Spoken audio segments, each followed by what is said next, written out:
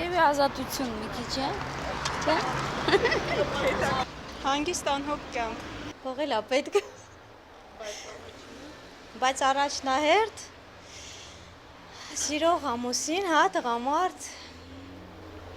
կնոջը միայն դա է երջանկացնում։ Պահանջված լինելն է, էլի, հա, բայց վաստրեբովն է դա իմ համար կնոջ երջանկություն։ Դա նաև աշխատանքն է, դա նաև ընտանիքում պահանջված լինելն է։ Անձնական երջանկություն, նվիրված սիրող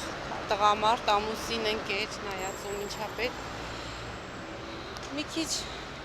կայացած երկիր, որ իր երեխաների, իր ընտանիքի ապագայի համար ավելի վստահ լինի։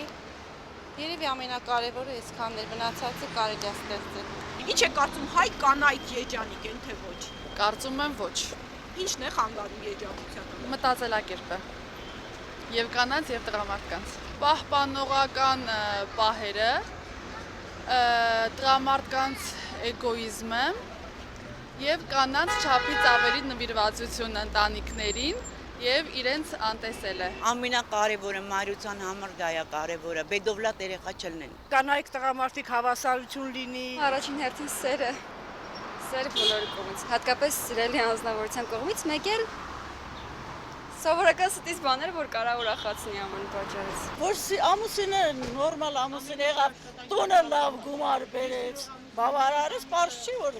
ընտանեկան անդորը շատ լավ կլինի։ Ինձ թվում է յուրաքանչյուր կին իր երջանկությունը կարա ինքնուրույն ստեղծի։ Սիրված լինել,